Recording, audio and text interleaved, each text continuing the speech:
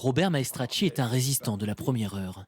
La reddition française en juin 1940 a bouleversé sa vie. Je me souviens du discours de Pétain où les gens étaient dans la rue, ils applaudissaient parce qu'ils allaient remettre leurs pantoufles. Et moi, j'avais 15 ans à ce moment-là et je pleurais. Je pleurais de déception. Non, je n'ai jamais accepté ça, jamais. Très vite, ce Marseillais de naissance décide d'agir contre l'occupant allemand. J'ai fait ma résistance tout seul.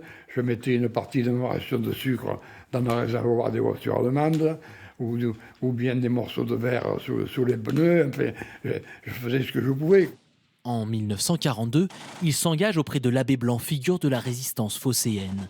Mais le 28 août 1943, le réseau est trahi par un officier français. Tous les membres de ce groupe sont arrêtés par la Gestapo lors d'une réunion. Mais pas Robert, absent ce soir-là. En mai 1944, Robert échappe à nouveau à la Gestapo. Conscient du danger, il quitte Marseille avec ses parents. Direction Entrevennes, un petit village isolé où sa mère a de la famille. Mais sa lutte ne s'arrête pas là. Il prend rapidement le maquis.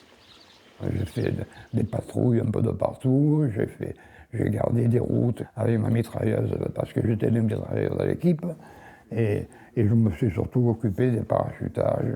Aujourd'hui, un élu est venu chez Robert pour préparer le discours qui rappellera ses faits d'armes. Je pense qu'il est important pour la génération actuelle et pour les jeunes générations de savoir quelle est la part qui a été prise par des gens qu'il côtoie tous les jours dans le village à cette libération qui est un point fort de notre histoire. À 95 ans, Robert Maestracci va enfin recevoir la Légion d'honneur, une récompense tardive qui le gêne un peu. C'est une fierté, mais je ne suis pas tranquille avec ma conscience. Je ne suis pas fier, parce que je n'ai pas gagné la guerre tout seul. Donc voilà. Et il y a des milliers de jeunes comme moi qui ont participé.